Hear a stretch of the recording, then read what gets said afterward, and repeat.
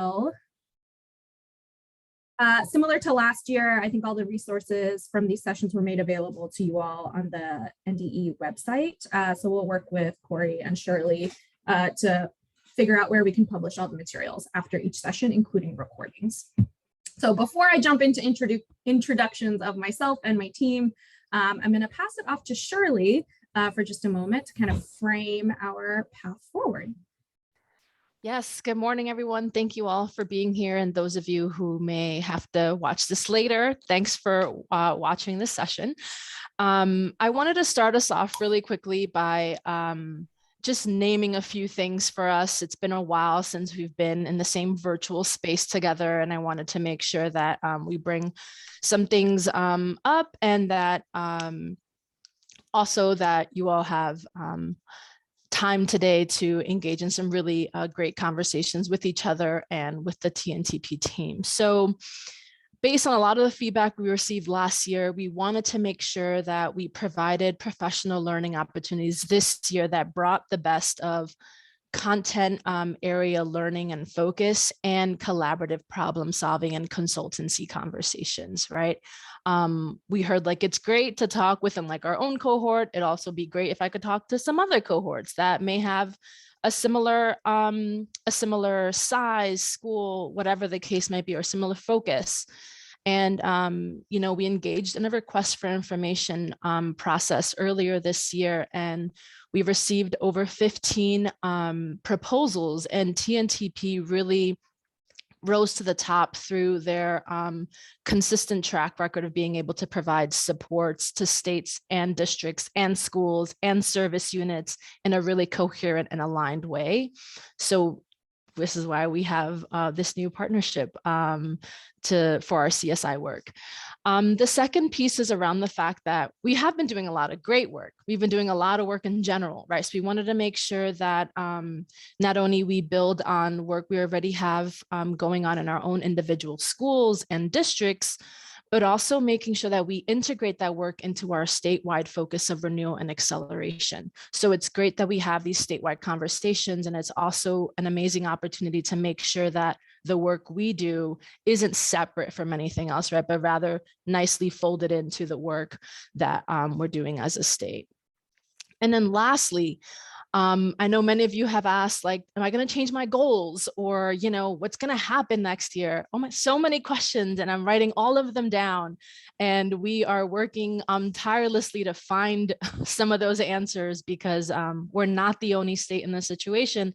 But it definitely, you know, is a great opportunity for us to think about throughout this series and at the end of our time together this year, what worked well these past few years? What have we seen has, you know, really impacted student learning and growth? You know, and what can we learn about what we can do better for the future CSI cohorts and future school and district support across all classifications and designations. So it's a really great opportunity to be partnering with TNTP for this work, and through your feedback, through your conversations, and through learning alongside all of you, I am hopeful that this will be a really great experience and we'll be able to deeply impact other schools and districts in years to come. So with that, I'm going to turn it back to Namisha and Liz, who are going to take you through the session today. And also really quickly, a huge shout out to the NDE team who's here. Thank you all for supporting this work and working alongside me with all this. So, and our ESU partners, there's so many people on this call. I can just, you know, it's like the music awards. Someone's playing me off right now, so don't worry about it. I'll turn it back to them. You'd have that music that starts playing slowly and quietly. Thank you so much, Shirley. I'll just do a quick, just for anyone who's not familiar with TNTP, just a quick kind of who we are. National nonprofit founded by teachers, and our goal at TNTP is to help schools put all of the elements of great teaching to work in their classrooms so that more students are graduating ready for college and beyond. And we strongly believe at TNTP that if schools provide excellent teaching every day in every classroom, student success will skyrocket. But we also acknowledge that great teaching isn't just about the person who is at the front of the classroom, which is that talent pillar. We also know that it's about the content students are grappling with and how that content is being presented to kids. So those three pieces, the who, the what, and the how, are kind of what TNTP focuses on in our work with clients across the country. And our work with Nebraska this year is focused primarily on that content and instruction piece, which we'll dive in pretty deeply throughout the year with this group of folks. All right, some quick intros. My name is Nimisha Thakur. This headshot is like 6 or 7 years old, so I look a little bit different, need a new headshot. But I'm a director of academics with TNTP, supporting clients in our Midwest region. But I actually live in Dallas, Texas, although I did spend some foundational childhood years in Indiana. So I claim that as my connection to the Midwest. And then I'll pass it off to Liz for a quick intro.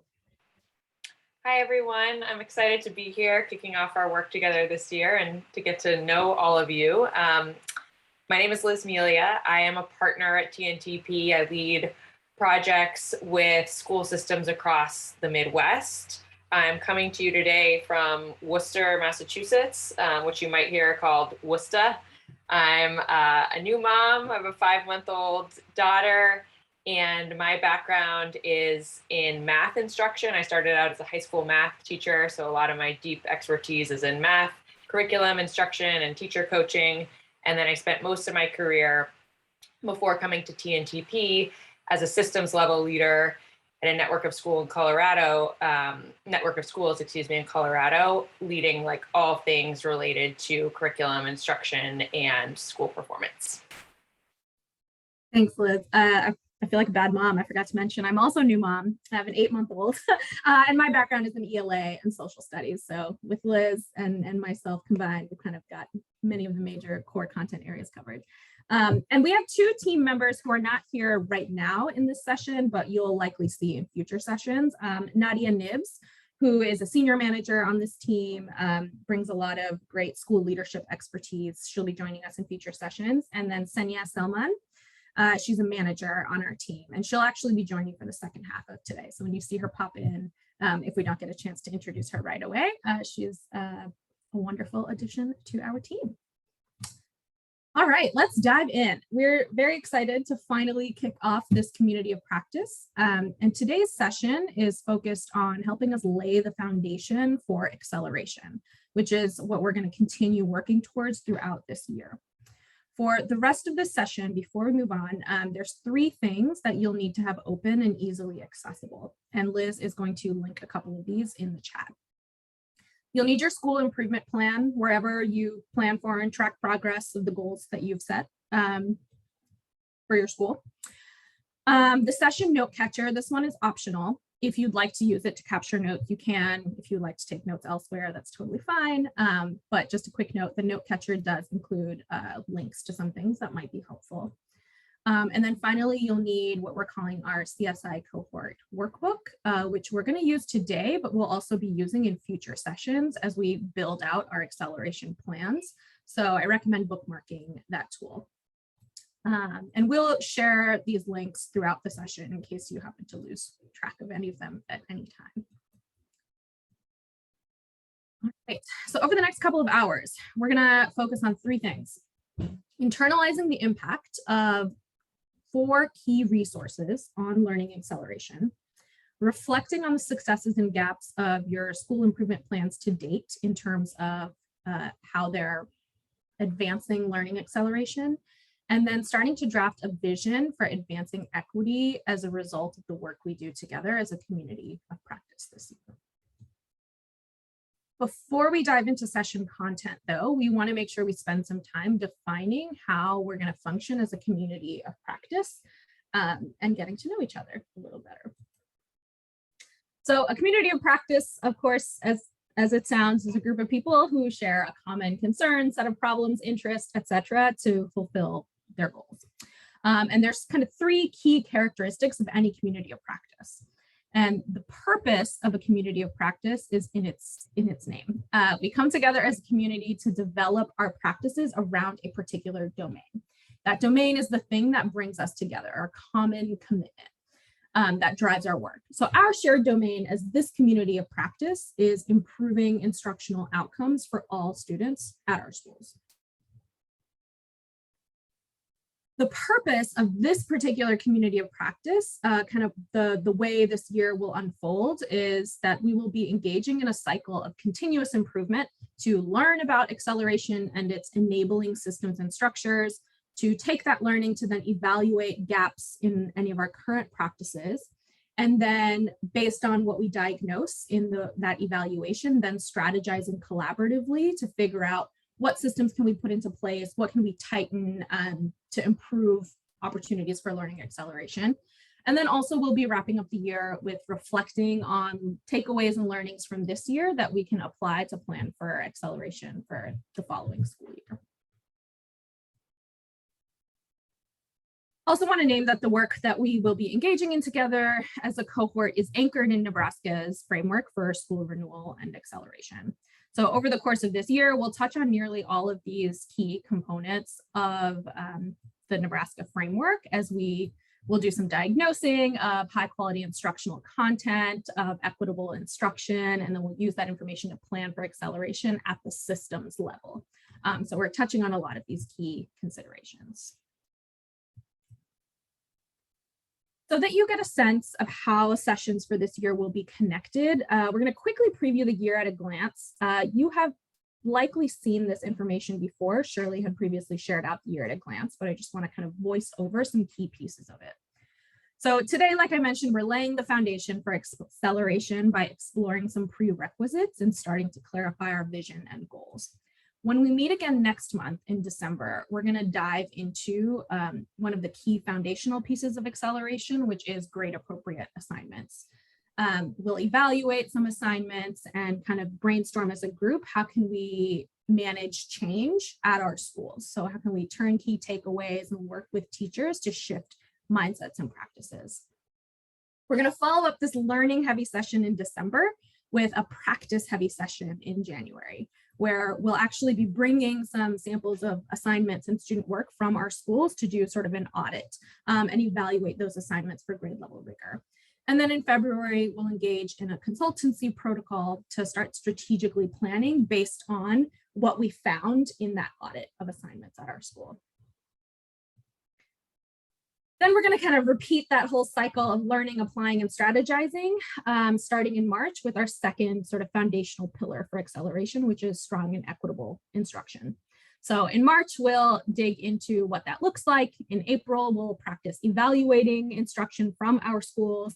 And then in May, we'll do another consultancy protocol to strategize how to fill gaps, and then also start planning for the summer and for next year for acceleration. So I've just said a lot of things, and I'd love to pause for just a moment. Now that you have a sense of our arc of learning for the year, I'd love to see from you in the chat, what's one thing that you're excited about and what's one thing that you have questions about?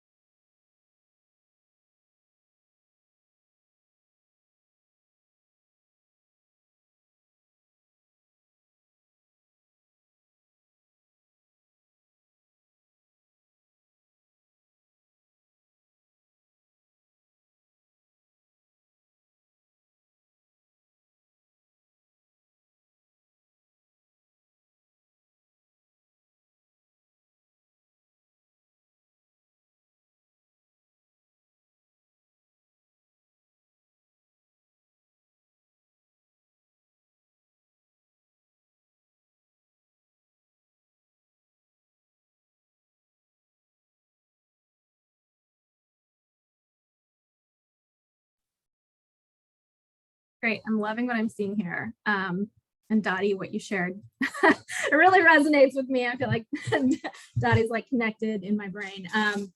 I also always appreciate learning sessions where it's like directly applicable. I can use my work. And that is kind of our goal here. We are going to be working towards making sure that you leave these sessions each time feeling like what you learned is really relevant to your current work and context and to your teachers and students, and immediately applicable in some kind of way, so that you can really act on the learning. All right, since we are a community of practice, it is important that we take the time to build community. We're not going to be able to authentically push each other's mindsets and practices if we don't spend at least a little bit of time each month getting to know each other a little bit better and building that trust. So in a moment, Liz is going to split you into some random breakout groups of 5 people each. In your breakout, introduce yourself, your name, school, role, and then fill in this sentence stem. I am, but I am not. In the first blank, share an aspect of your identity that is important to you. And then in the second blank, share an assumption about your identity that may not be true. We don't want to pressure anyone to share more than you're comfortable with, so you get to decide how deep you want to go with this. For example, I put several examples here that are all true for me. I am a Texan, but I'm not a Dallas Cowboys fan, or honestly a fan of football at all, which probably makes me a terrible Texan. So you can keep it light in that way, or you can get a little bit deeper. For example, I am a people pleaser. I like to make sure that the people I'm working with and serving are happy, but I'm not a pushover. And that for me personally, that's like a very important distinction. I'm also Asian American, but I would not consider myself your model minority. So you can go however deep you'd like to go with this. Once you've shared your sentence with your small group, please do share some additional context. Why is that an important part of your identity? And what about that assumption is not true for you, and why? Once you're in breakouts, Liz and I will be popping around to each of the breakout rooms, but we're not going to be facilitating these rooms directly. So once you're in that room, go ahead and kick off the conversation with your small group. And since we're doing 5 people per group, let's do 8 minutes, Liz, for the breakouts instead of 10. So each person will have a minute and a half to share. All right, Liz, whenever you're ready, send us off. I'm opening the rooms and we'll be back in 8 minutes.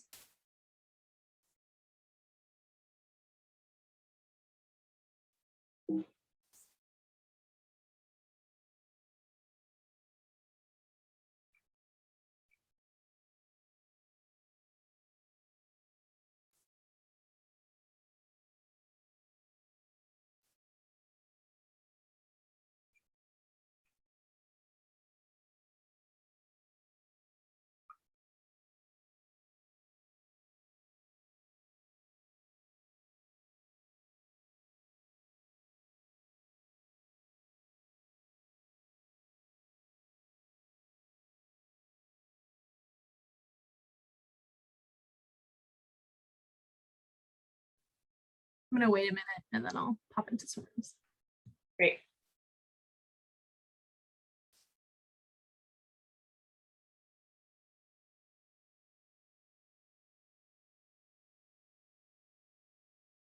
I'm gonna grab my phone, which will be a better timer.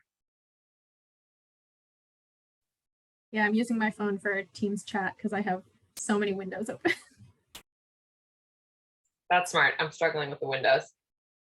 I messaged this to Shirley, but I put her and Corey in a room together. So if you want to touch base with them, it's the last room. Okay, cool. I told Shirley too, like, if you want to pop around, we can move you around, but it didn't sound like she did. Cool.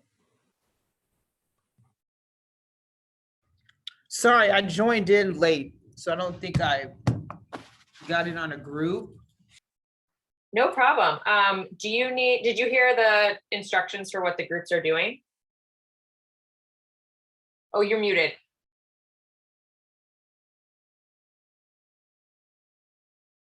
Yes, I did. The I am, but I am not activity.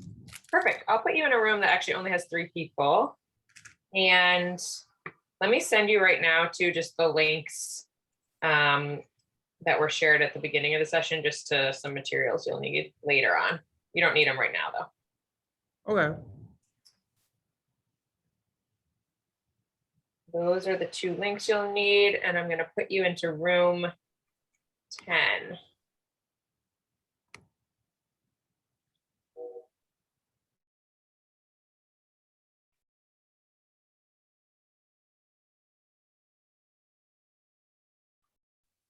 you still see, is my screen still shared?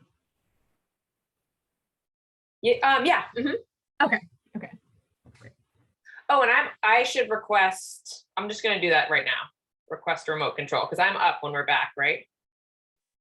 Or no, you're doing the norms. Oh wait, Yeah, but that's pretty quick. Yeah, you'll be up soon. Or I guess I'll request it, Whatever because we you can want. both do it, right? Yes. Okay, I'll just request it now, just while we're. Okay, I'll be right back. I'm pulling everyone back at 11:20. Well, do we want to try to shave? We're pretty good. So at 10:26, I'm pulling everyone back because then they have 60 seconds. Or I could do, yeah, I think that's fine. Otherwise it'll be a little too short, maybe with 5 people. Yeah, I'm gonna go pop into some rooms. Okay.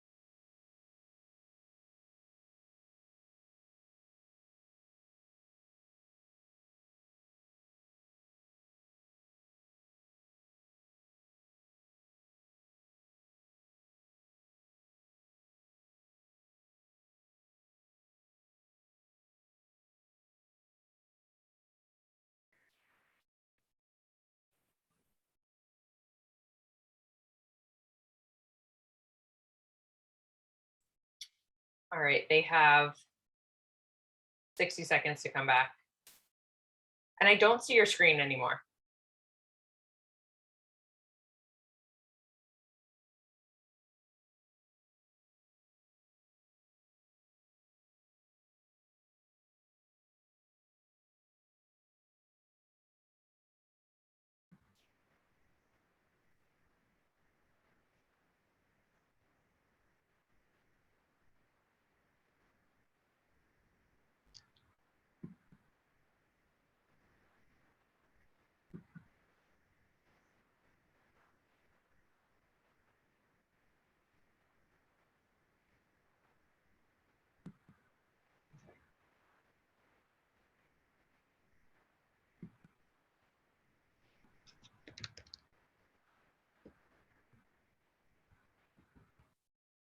Thank you all for engaging in that quick exercise. Hopefully you can also take this away as an icebreaker you can use at your schools, hopefully.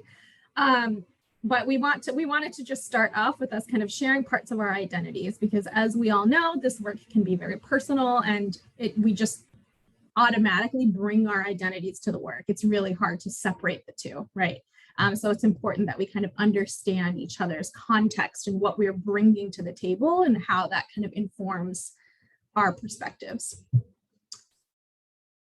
All right, before I pass it off to Liz to kick us off with some content, I want to take a quick look at our norms, or what I like to call community agreements. Just take a second to skim over them. And then feel free to share in the chat, is there anything missing from these agreements that is really important for you personally to be able to show up as your best self each time? If there is, please do share in the chat.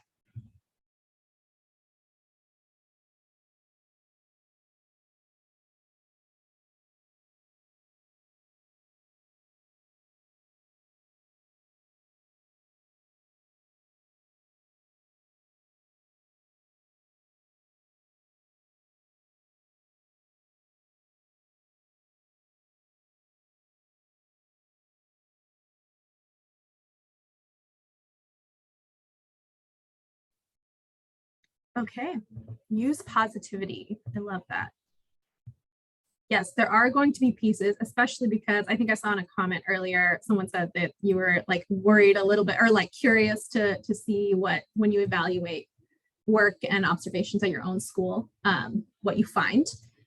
Sometimes what we find might not be what we hoped to find, but there's always like a way we can positively frame it to figure out how can we actually move forward from this. Go slow to go fast. Love that. Yes, we're going to go over a little bit today. We're really diving in on sort of like 2 key big things this year. We're not going to try to like cover it all.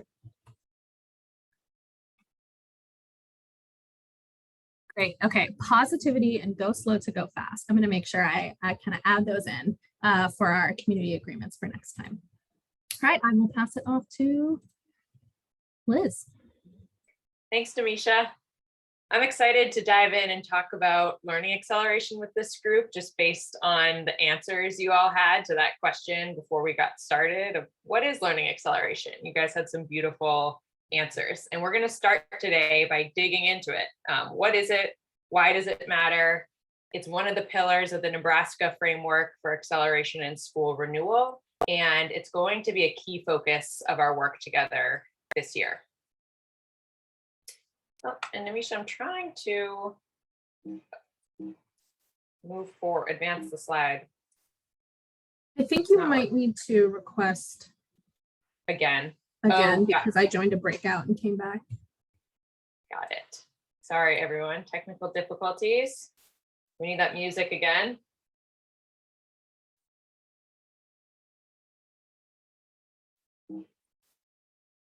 Got it. All right. So I want to start talking about learning acceleration by having you all answer this question. Think about students that you have taught or students in your school who are behind grade level. And what has been the typical approach to get them caught up? Take just a minute to think about this, and then please share your answers in the chat.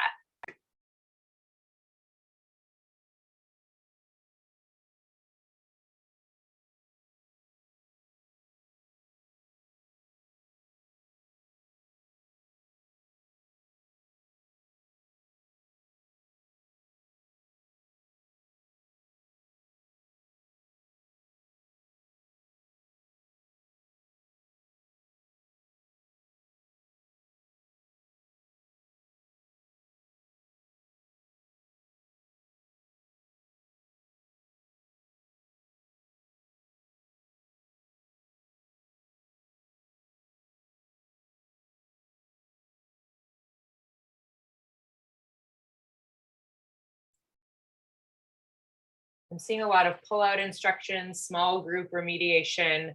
Curious to know, what's the focus of that small group instruction? And I'm also wondering, what have you seen when there's a classroom that's full of mostly students who are behind grade level? Then what do you see those teachers doing in their whole group instruction to get students caught up? You don't have to, we're going to move on from here, so you don't need to post that in the chat, but just something to think about.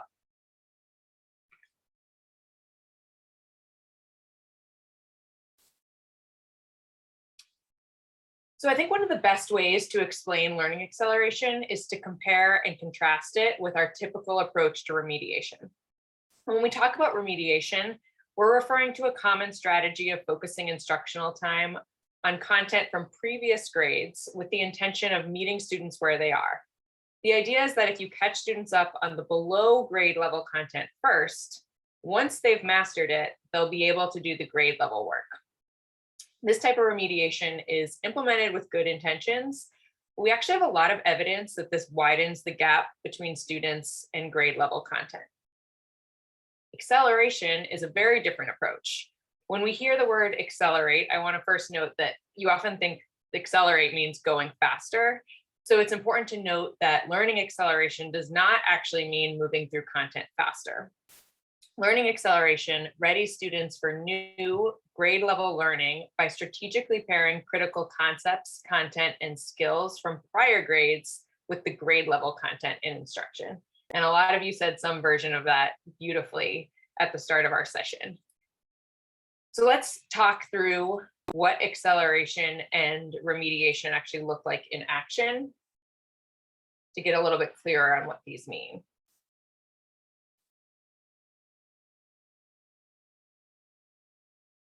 So this slide is a basic illustration of what we typically see in systems that focus on reteaching or over remediation. So if you look at this slide, letters A, B, and C represent content from the prior grades. And letter D, if you're looking down in the bottom right, represents content from the current grade. So I want you to imagine a school that's concerned about its prior year data. Maybe this isn't very hard to imagine. And that data shows that most students are starting the year behind grade level. And this school also might still be concerned with addressing learning loss from the pandemic. So to help students catch up, educators at this school assess students and they identify, okay, these are the concepts, skills, and standards that students have yet to master from prior grades. And again, that's A, B, and C. So if you look at the bottom of this slide, this is the scope and sequence that educators then design for the year. And it focuses on remediation of this prior grade content where students have gaps. I'm wondering if this looks maybe familiar to you in some of your classrooms. So this scope and sequence, as you can see, August through September, all the way into January and February is focusing on remediating that prior grade content. This goes on until suddenly educators shift their focus to the impending state exam. Maybe this sounds familiar too. The proximity of the state exam pulls educators out of over remediation and it leads them to focus on grade level content. But given that there's not much time left in the year at this point, this means that the grade level instruction is often incomplete and incoherent. And it's focusing on discrete skills rather than meaningful concepts. And students end the year farther behind grade level. If you look at our slide here, this kind of instruction has students constantly looking back and focusing on content that's not applicable to grade level concepts. It's a form of instruction that cognitive researchers call block or mass practice. And it's based on this belief that new learning cannot happen until all old learning is mastered. And this might feel kind of intuitive, but cognitive researchers have helped us to see that this thinking is flawed. The types of practices that you see in this example, they might actually lead to short-term results, but they do not lead to the long-term sustained learning that we know students need. So before we talk about acceleration, I'd love to just see some of your reactions in the chat. Does this approach illustrated on this slide here look familiar, and in what ways?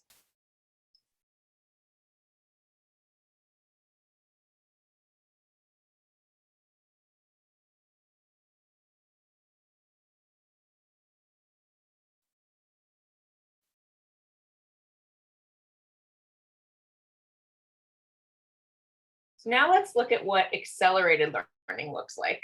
And accelerated learning is often called just-in-time instruction. So again, on this slide, content from the prior grade is illustrated with the letters A, B, and C, and content from the current grade is represented by letter D. But as you can see with this scope and sequence of the year at the bottom of this slide, with learning acceleration, the approach to instruction is very, very different. So rather than engage in block or mass practice learning strategies, these educators rely on concepts similar to interleaving or spaced practice. So with learning acceleration, educators still review the grade level content, again, represented by the letter D, and they identify what content from prior grades that students must understand to access that grade level content. So here, unlike the last example, where we saw all that prior grade content that students had yet to master being put into the current scope and sequence, we see that this educator recognizes that all prior grade content is actually not created equal. This educator identifies that some aspects of A prior grade content in the green and some aspects of C prior grade content in the blue are critical for the grade level. And they actually see that B prior grade content is not at all necessary for students this year. Furthermore, this teacher realizes that not even all A content and all C content is critical. Even here, this educator is selective, and they are identifying like what specifically about A and C standards from the prior grades are critical. So if you look down at this scope and sequence here, you see less prior grade content being pulled in. And then it also looks really different from that remediation example in another way. You might notice that it's not all blocked at the beginning of the year, like we saw with remediation. So what this acceleration-minded educator recognizes is that learning within context is critical. What this educator, again, didn't do is just take all those important prior grade concepts and block them at the beginning of the year. Instead, they're choosing proximity and highlighting only those prior year concepts when they're most applicable to the current grade level content.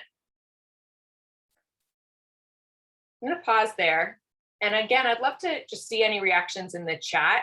Do you know any educators who use an approach that looks more like this? Or have you seen or experienced this in a classroom?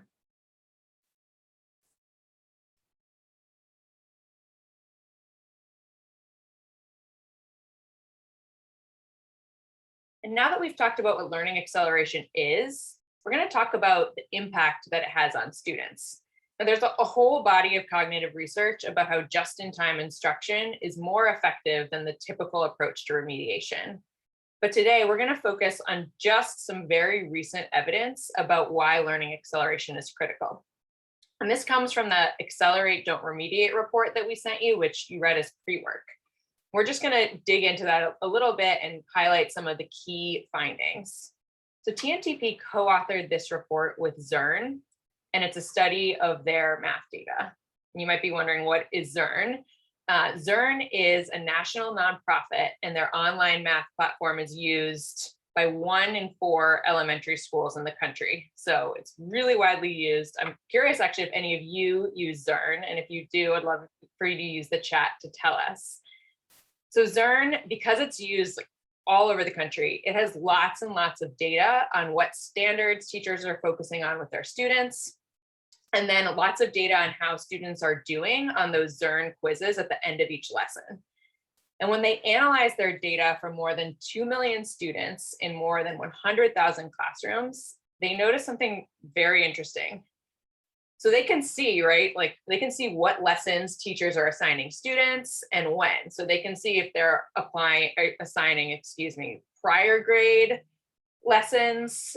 And if they're assigning those prior grade level lessons and standards, are they doing it like blocked all at once at the beginning of the year? So a remediation approach, or are they taking more of an acceleration approach? And then they can also see, because they quiz students, throughout their work on Zern, they can see whether students are mastering the concepts and skills in these lessons, and also how quickly students are mastering them. So what did they find when they looked at all this data? Oh, sorry. It says I'm controlling your screen, Namisha, but I keep having trouble. There we go. Sorry about that. So they found 3 really critical things. First, students who experienced learning acceleration struggled less and learned more than students who started at the same level, but they got that remediation approach instead. That was like the big headline finding. Second finding, also really important, was that students of color and students from low-income backgrounds were more likely than their white, wealthier peers to experience remediation, even if they were demonstrating the same level of success as those peers on grade level content.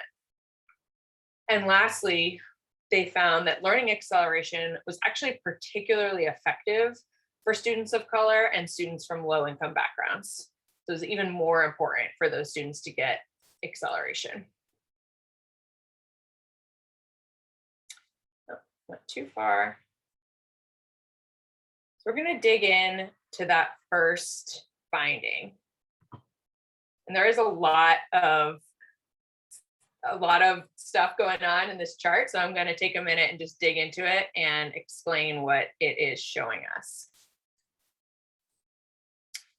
So the results of students who received an acceleration approach versus students who received a remediation approach were striking. Classes that followed a learning acceleration approach learned more, and this might be like what you would expect. These classes completed almost 1/3 more grade level lessons than classes that used the remediation approach. What you might be thinking, and what I initially thought though, is like, sure, if you're doing learning acceleration, they're going to cover more grade level content, but maybe they're going to be struggling on that content more and not doing as well with it because their teacher didn't give them all the remediation that they needed at the start of the school year. And what was really, really surprising and surprised Zern and TNTP was that actually the opposite was true. Students who followed an acceleration approach actually struggled less, much less in their math learning. And that's what this chart over on the left is showing us. So we're going to just take a minute to point out exactly what this means and what it's showing. So if you look at that chart on the left, it's showing how much students struggled on grade level Zern lessons in each of the past 3 school years. You might be wondering how Zern measures how much a student is struggling. And how they do that is when a student completes a Zern lesson, they're given a short quiz at the end. And if they get an answer wrong, Zern immediately gives them a hint, gives them some scaffolding, and then gives them a new problem to see, can you do it on your own now? But if that student continues to struggle after multiple attempts, the teacher gets this repeated struggle alert. So in the vertical axis of this chart, it's representing the change in repeated struggle alerts with a baseline of how much students were struggling in the 2018-19 school year. Well, what was going on in these 3 school years? So we start with 2018-19, then the next school year was the first school year impacted by the pandemic. And many students experienced disrupted learning. And so what you can see there in 2019-20, all students tended to struggle more. Then our 2 cohorts diverged. So the green line is students who received that remediation approach. Sorry, the orange line is those students who received the remediation approach, and the green line is students who received the learning acceleration approach.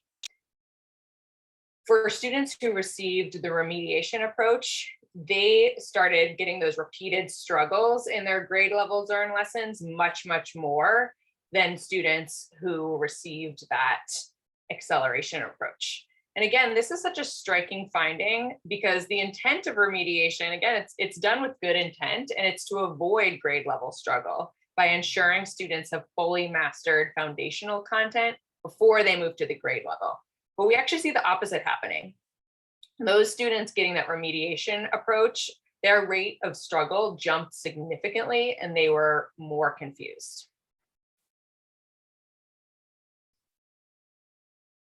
Now I'm going to show some data related to the second finding. Zern data also showed that students of color and students from low-income backgrounds were more likely to experience remediation. This was true even when they demonstrated similar success on grade level content as their whiter, wealthier peers. I've been explaining a lot about these charts, so I'm going to give you just a moment to look at this chart on your own. And again, you can read more in depth about this by looking back at that report.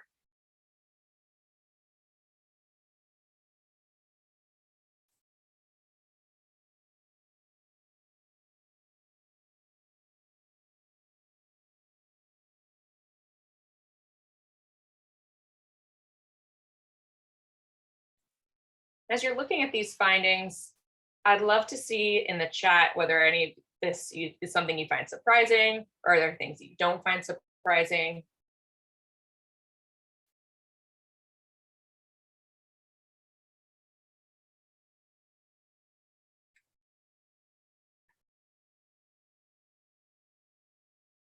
And the good news is that this Zern data does show reason for optimism. So even though we are finding that students from low income backgrounds and students of color were more likely to be given a remediation approach, even when they were coming in at the same level as their white or wealthier peers, we also saw that the benefits of an accelerated learning approach were more pronounced for students of color and for students from low income backgrounds. So again, you can just take a moment to look at this chart on your own.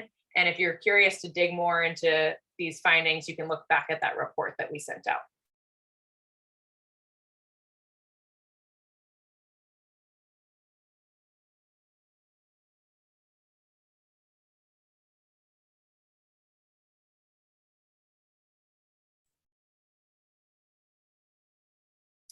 Okay, let's pause. That was a lot of content.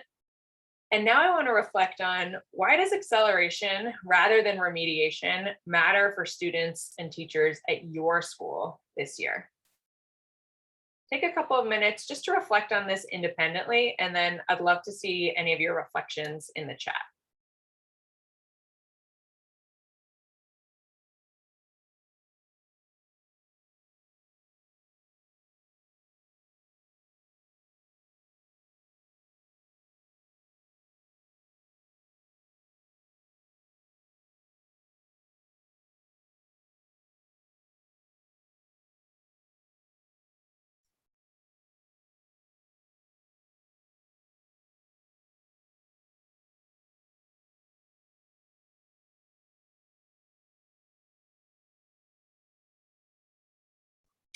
All right, now I'm going to pass it over to Namisha, who's going to talk about the 4 key resources.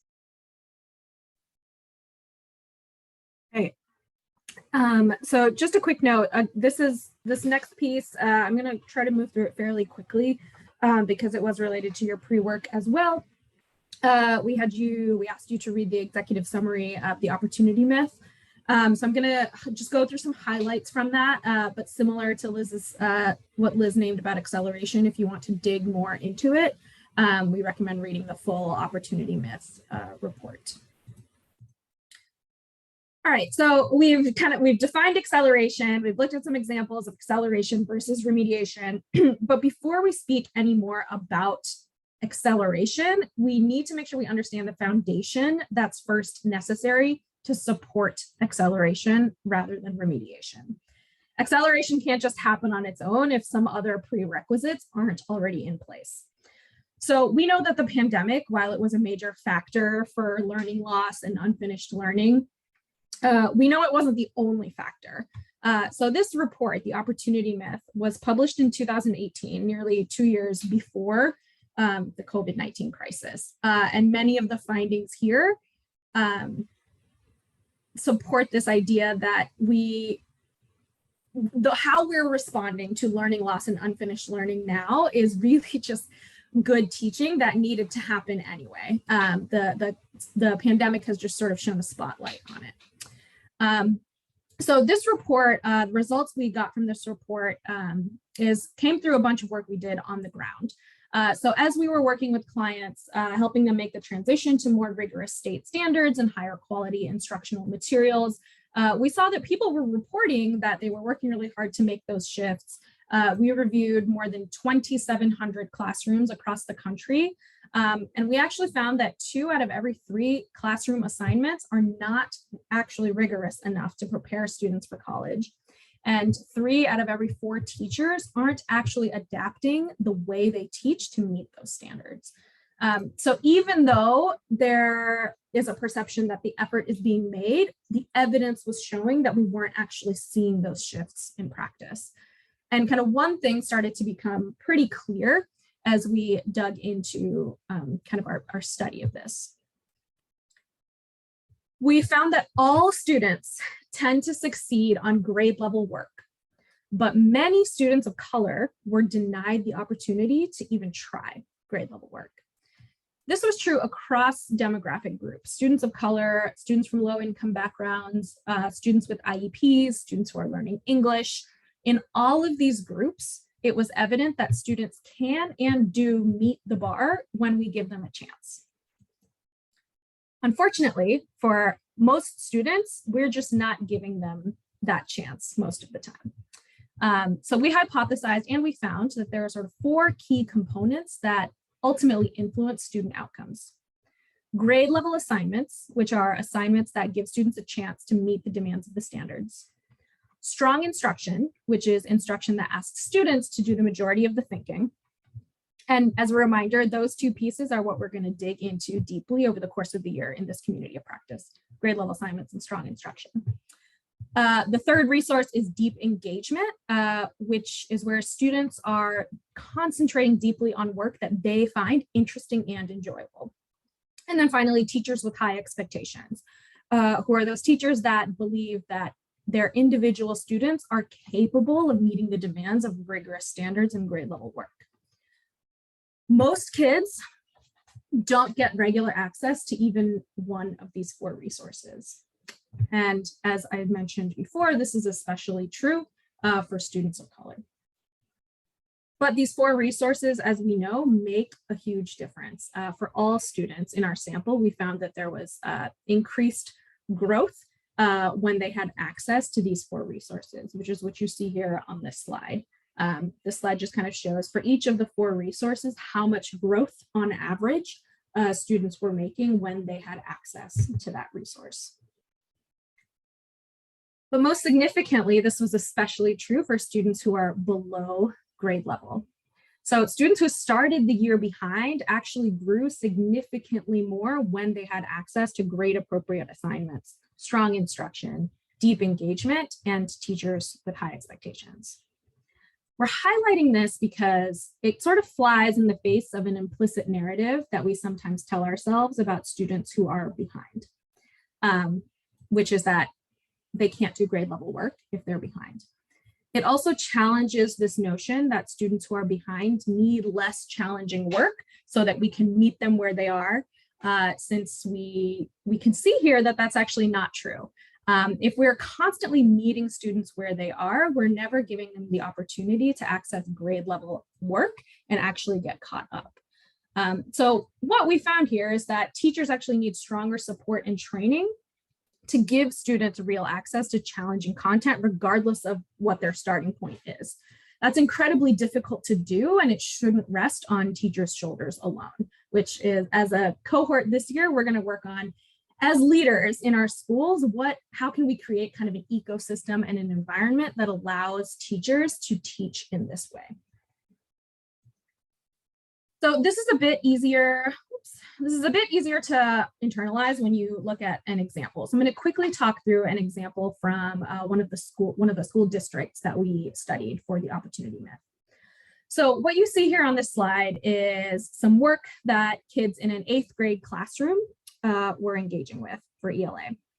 These 8th graders were using the district adopted curriculum Expeditionary Learning, or EL. You might be familiar with it. So through that curriculum, they were reading a text called A Mighty Long Way, My Journey to Justice at Little Rock Central High School. After they read the text, they then wrote an informational essay analyzing how the press and the media affected the events at Little Rock. This assignment, great. It was engaging and interesting for students. It allowed them to fully meet the depth of multiple different standards in ELA, and it also helped them build knowledge of the world around them in a meaningful way. And you can see here clearly they could make some connections to social studies concepts as well. In another 8th grade classroom in that same district, we found 8th graders who were reading a 5th grade level text called Penguins at Risk. After they read this text, students were then completing multiple choice vocabulary questions and filling in vowels on a word completion activity. This is not aligned to any 8th grade literacy standards. And in fact, it's not even aligned to any literacy standards at any grade level at all. So you can see here that we have 2 groups of students who are the same age in the same school district getting assignments of wildly different quality. How does that happen? This wasn't an anomaly. We found this over and over again in our OpportunityNet study. And we think that the likely root cause is the fact that teachers are often given very little training and support on how to scaffold effectively for students working at different levels. So the default then tends to be, I don't know how to scaffold for all these different students on a given lesson, so it's easier for me to just lower the bar kind of for everyone across the board, which we see happen often. So as we've shared, we didn't often see students engaged in content that was grade level rigor, but we know that the content is not the only thing that matters, that what piece, the how also matters.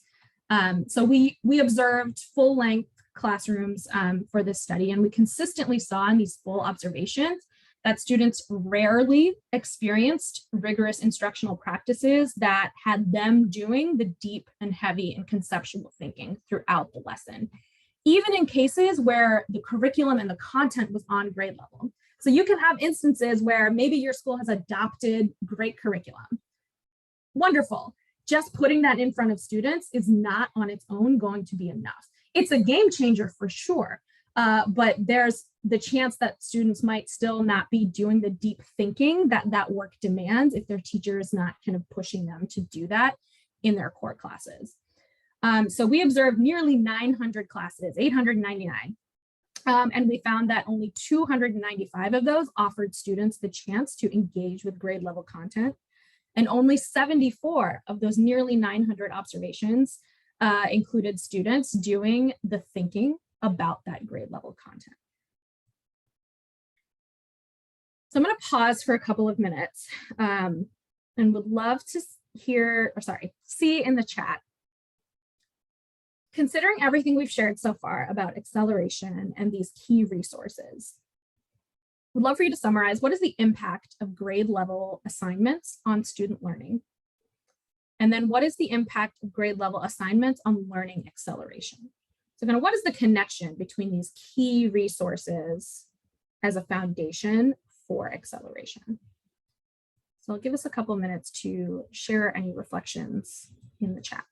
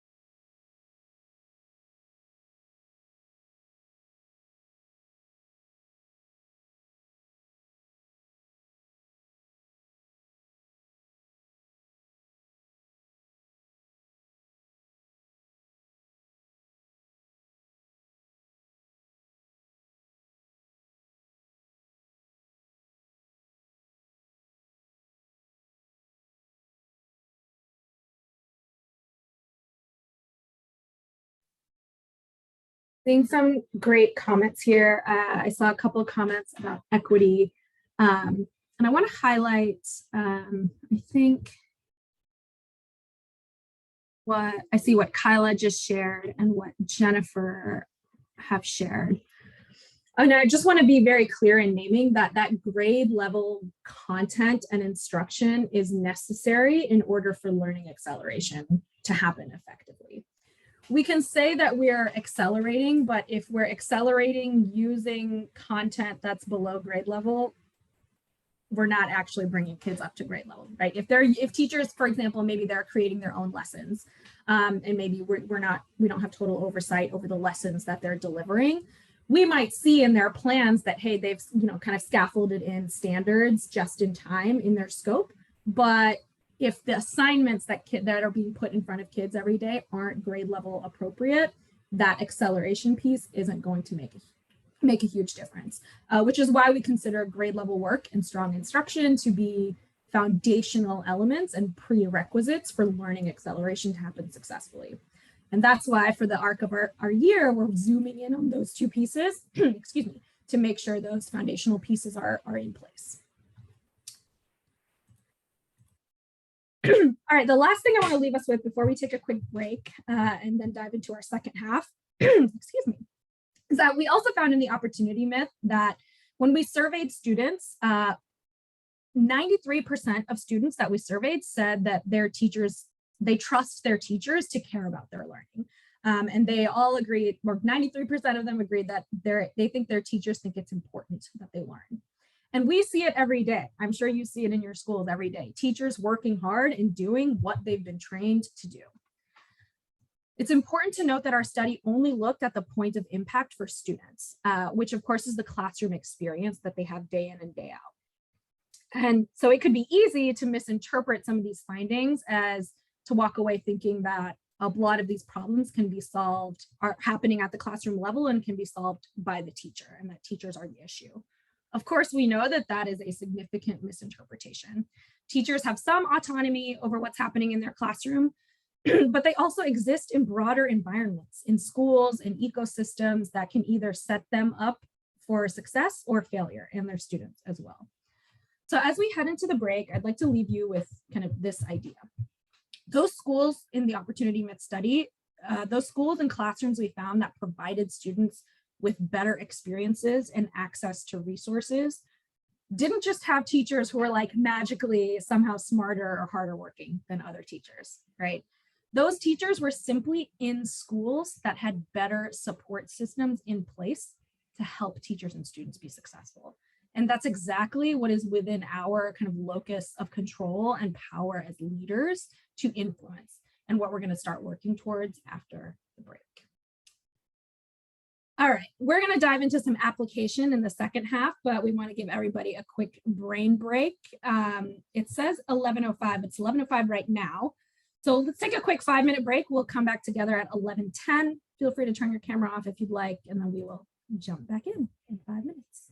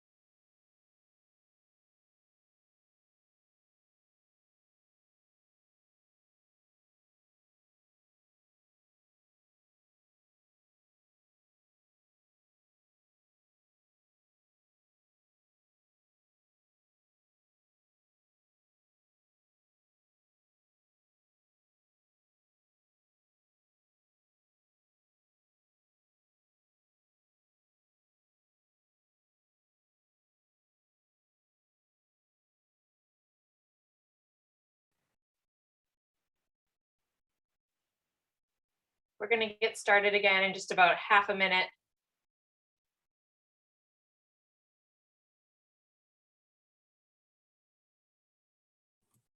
Just as a reminder, as you rejoin, we are going to be using your school to put you into some strategic breakouts in just a moment.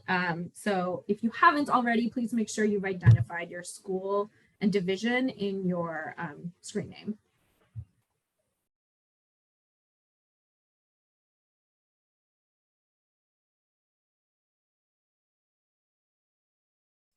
All right, welcome back from break.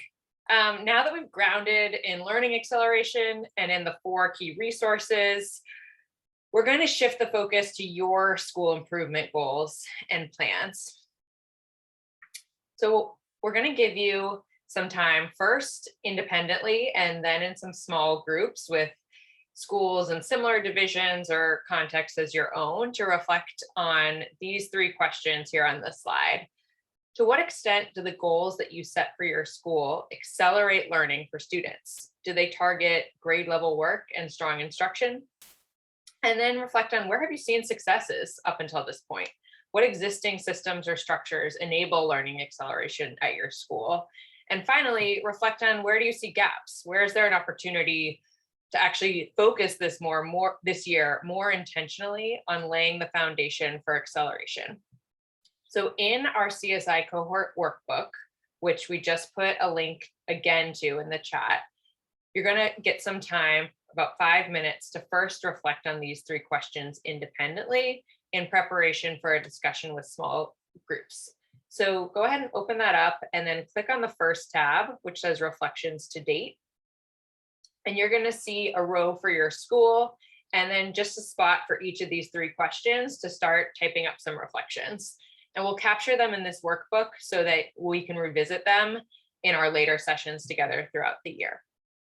So take 5 minutes to reflect on these on your own, and then we'll come back together and move into breakout rooms for some discussion.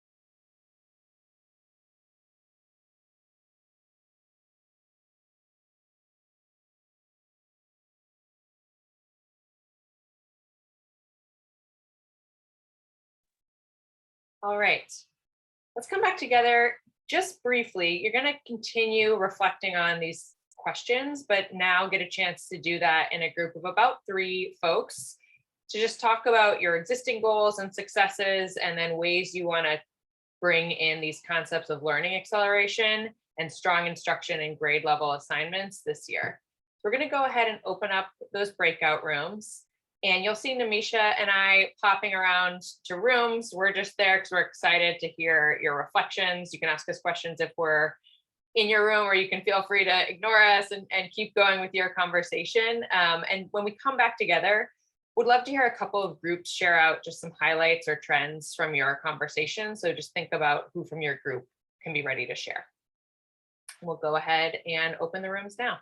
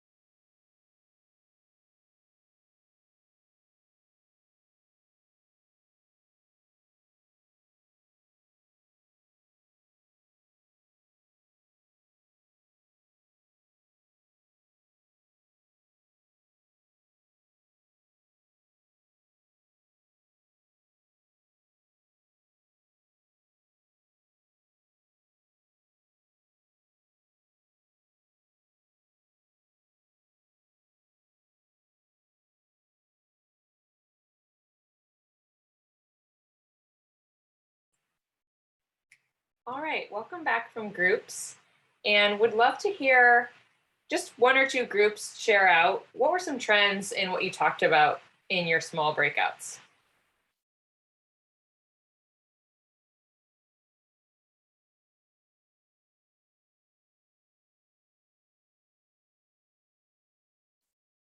I only had a chance to get to our elementary groups, but heard some great discussions happening.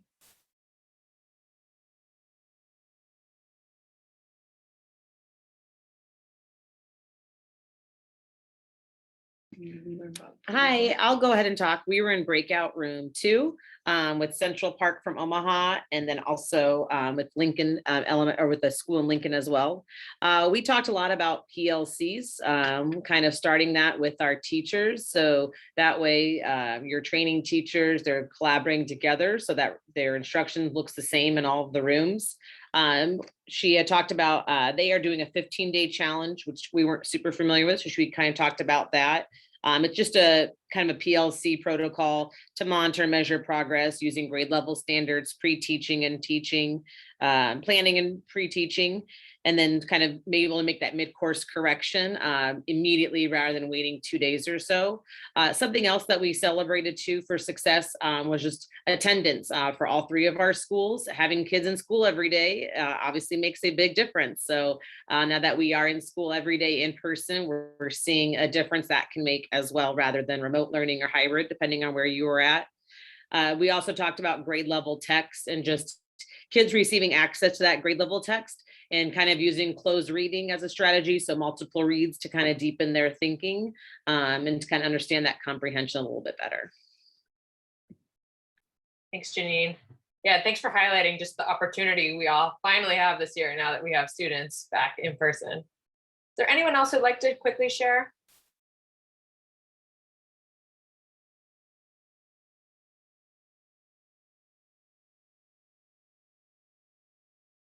All right, well, in the interest of time, I'm going to kick it back to Namisha, who's going to take us to our next part. All right, now that we've kind of grounded ourselves in some definitions and understandings, done some reflecting on work to date, we're going to start putting it all together and start thinking about what, if anything, needs to be revised, added, tweaked a little bit. So we're about to jump into another chunk of some work time, but I want to quickly just preview what you'll be focusing on during this work time. So there's sort of 2 pieces we want you to be thinking about in this next piece: articulating a vision and then revisiting your goals. So for that vision piece, think about what is the academic and cultural experience we expect all students to have in our school building? What change might we need to enact this year to accelerate learning? And why does this change maybe need to occur? I want to acknowledge, I heard in one of the rooms I popped into just as I was leaving, a conversation was getting started around like behavior challenges, and I just want to acknowledge that like that's very real. And that may have come up in some other conversations as well. That social, emotional, and like school culture piece is super critical. We're not talking about it in this session, but I want to acknowledge that we are also not saying that like academics needs to kind of trump all of that, but we are saying that those things kind of need to happen in tandem. So if you do find that like all of your goals are focused on culture or like school environment, and there aren't any about specific to academics and in instruction and content, we do encourage you to kind of revisit that and see if there's an opportunity for any revisions or tweaking. The next piece, once you kind of identify your vision for the student experience, you can take a fresh look at your goals. So I just want to name that we're not asking anyone to like overwrite any of your existing goals, but rather providing the space to examine your goals with a critical eye toward acceleration. I saw a few reflections in the spreadsheet around like our goals don't necessarily specifically target acceleration. Here's an opportunity now to think about, do I need to add another goal, or like, is acceleration sort of implicit in this goal that I maybe want to like pull that out a little bit more specifically. So as you review your goals, determine if any of them need revising or if you want to draft an additional goal or 2. And then consider kind of these things to drive your thinking. Do my current goals address grade level work, strong instruction, or learning acceleration explicitly or implicitly? If yes, is there an opportunity to adjust any of the language to be more explicit about learning acceleration targets? Is there any school data, maybe new data that you have that indicates that you might want to focus on a specific grade level or content area? And then, of course, are your goals strategic, ambitious, but realistic, time-bound, inclusive, and equitable? So here on this slide, we have just some examples and some non-examples of goals, of goals. So take a minute to read over the goals in the pink box. And then I'd love to hear from one or two folks. Feel free to just come off mute or share in the chat. What makes the goals in the pink box strong examples? And think specifically about that acceleration connection.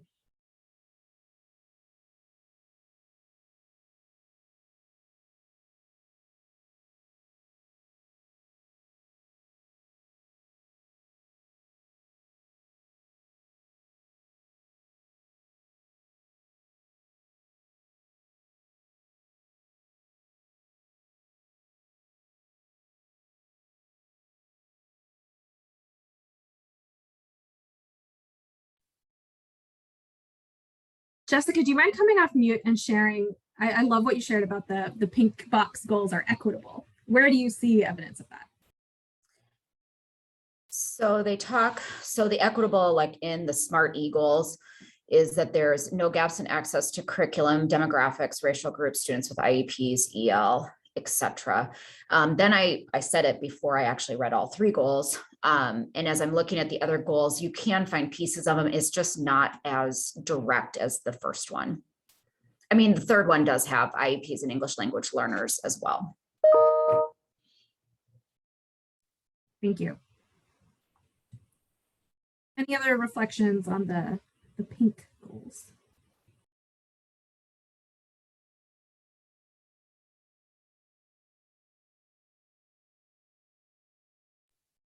All right, let's do the same with the goals in the blue box. Take a second to read over them and either come off mute or share in the chat. What makes these non-examples, or how could these goals be improved? What are they maybe missing?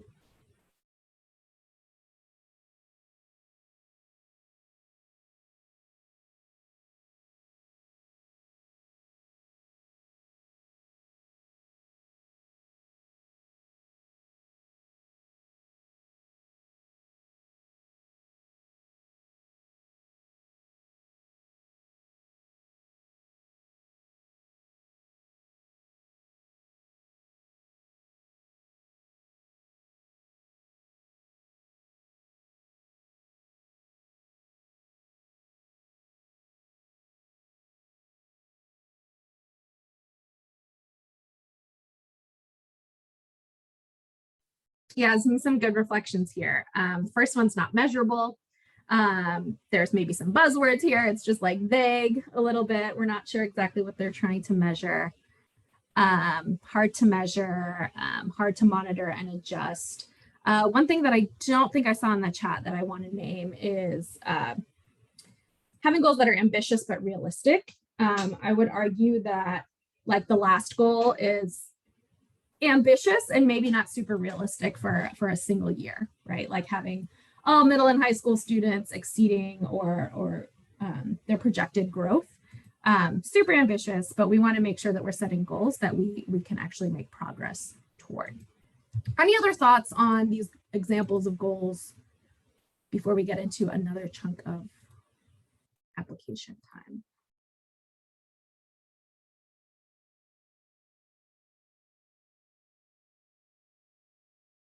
So for this next piece, on that same CSI cohort workbook, there's a second tab called Vision and Goals. So here you have the space to articulate your vision for the student experience at your school. You may have this existing somewhere else and you may not need to like write it right now. But we'd love for, if you do have it existing somewhere else already, we'd love for you to take a critical eye to it, specifically through the lens of acceleration. So does my vision for students at my school include somehow implicitly or explicitly access to that grade level rigor instruction, strong instruction, accelerated learning, etc. And then do the same with your goals that you've already set.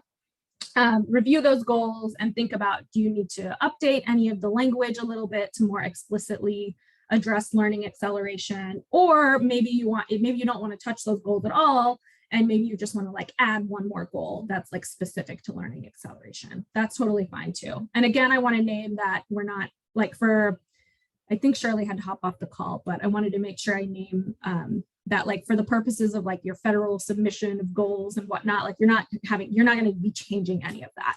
This is just to drive the work that we do in this community of practice. Setting goals specific to learning acceleration will help make sure that when you're coming to these sessions each month, that you're driving towards something very specific related to learning acceleration. I'll pause for a second before we get into some work time. Are there any questions about what we're working on?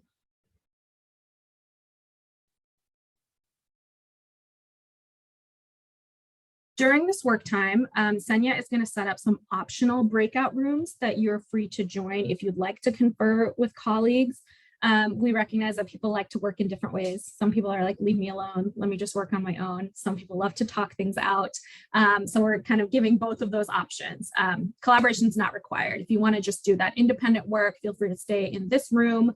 But if you find yourself stuck or you just want to like bounce ideas around with others, we encourage you to join a breakout room. You should be able to just click the breakout icon and just join whichever room you'd like, so that you can draw on your colleagues' expertise to refine your vision and goals. If you're working independently, please stay in this main room, but feel free to turn your camera off while you work. And just as a reminder, our community agreements we shared at the beginning include staying engaged, speaking your truth, possessing a growth mindset. If at any point you feel like there's a lot going on for me right now at my school, like I'm not able to like focus on this right now, or whatever, if that's not like true for you in this moment, please let us know so that we can like support you however we can to make sure you're getting the most out of this. Okay, we will go into some work time and we will come back together to close out in, let's say, 12 minutes.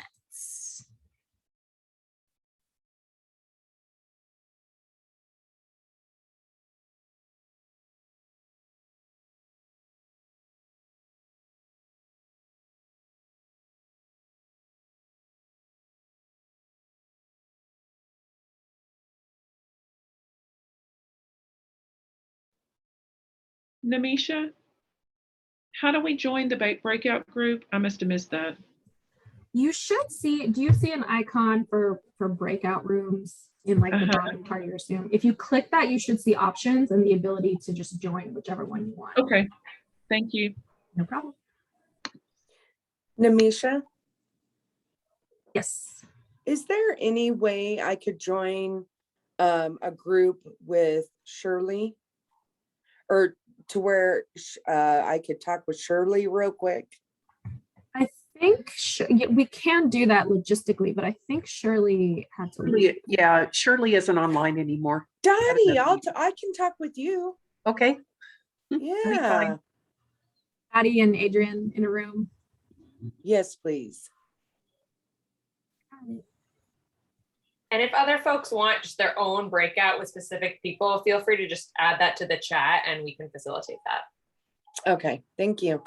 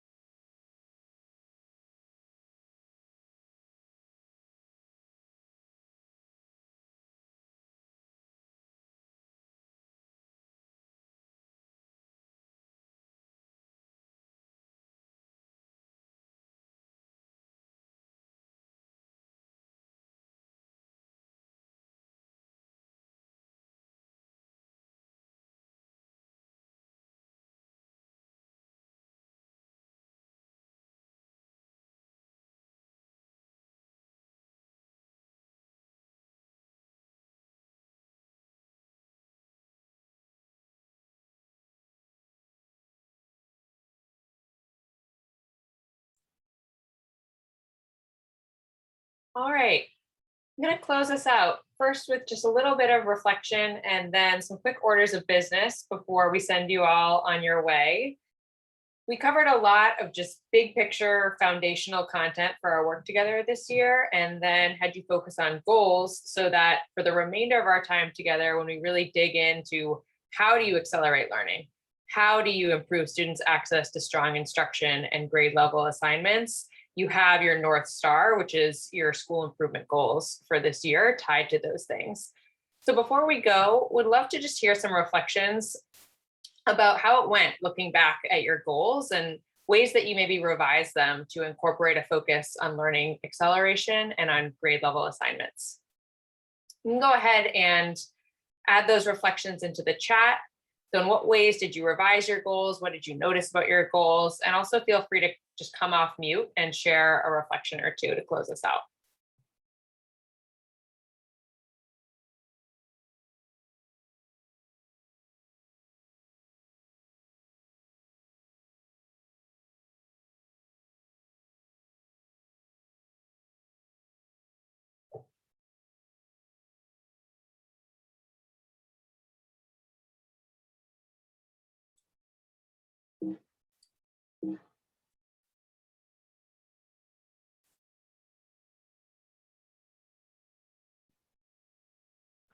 For my school, I was trying to focus on how to focus on the accelerated learning piece and how could that actually be shown as compared to what I had before when it could have gone either way. Love that. Love making these goals really clear and just calling out learning acceleration. I think that can be really powerful. I'd love to hear from, sorry, I'm gonna like pick on some people. I was poking around on the notes that you guys put, and I saw some interesting comments. I'm curious to hear from either Kathy or Emily at Liberty Elementary or Tom or Kristen at Benson Magnet High School. Don't all jump in at once. I'll go. This is Tom from Benson. You know, after this year has been you know, just a kind of a shock to the system, trying to get back used to things, not only for the kids but for the adults. And you know, as we moved forward with our goals, and our goals are pretty overarching umbrella like goals, like improve graduation rate, improve the proficiency rate of our ELs, decrease the number of chronically absent students and NSCAS, which are great. I mean, probably any high school would want all of those things to happen, but with the conversation that we've had today, honestly, it's probably the first time this year that I've forced the time to sit and look at this rather than live in the hallways, live in the bathrooms, live in the cafeteria, you know. And maybe they're a little too overarching. You know, I had enough time to kind of brainstorm in the first note about potential graduation edit. And I'm thinking, you know, that's a great goal, and that's probably a goal for any high school on the planet. But maybe it's like a 4-year thing, and that's maybe I need to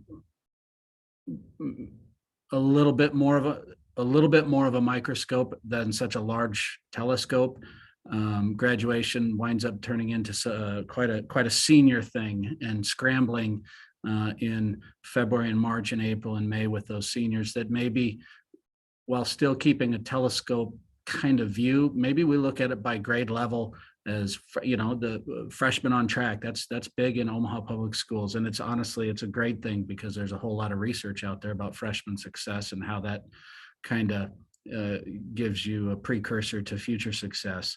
But maybe we need to look more at that rather than the large goal of graduation. Maybe it's grade level on trackedness, if that's a thing, instead of just this graduate. Yeah, that's a great note to leave us on, Tom, because when we get together In our next few sessions, we're going to be really zooming in. How do you increase students' access of grade appropriate assignments in classrooms so that you're meeting those larger umbrella goals of student proficiency, but really zooming in on some more targeted steps along the way. So thanks a lot, Tom, for sharing, and thanks, Kyla, as well. I'm just going to leave you all with 2 quick closing orders of business. First is some light pre-work for December. We'll be sending that out to you after today's session. And we're just asking that you review these tools for ELA and math, which is a tool you can use to actually review the assignments teachers are giving students in your classrooms and assess what's the current state in terms of how grade appropriate they are. And that's going to be an estimated just 20 minutes of review, so you're ready to dig into them when we come together in December. And then second order of business is we would really appreciate it if you would take just a couple of minutes right now before you go about the rest of your day and forget to take a quick survey on today's session. We really appreciate any feedback that you give us, and that's going to help us adjust and plan future sessions together this year. So with that, we have pasted the feedback survey link in the chat, so you can go ahead and open that up. Feel free to hang out here and take it or hop off. We do hope you take just a couple minutes to take it. And thanks again for joining us today. We hope everyone has a great Thanksgiving next week, and we look forward to seeing you in December. Thank you all so much. Thank you, everyone.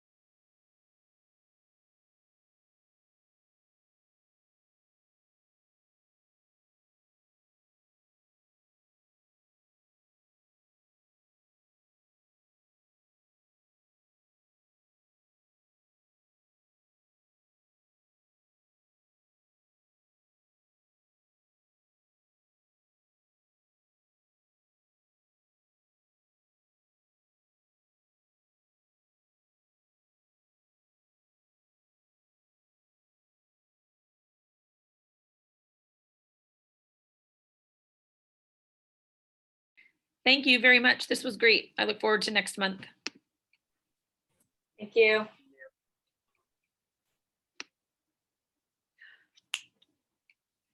We should do on Friday.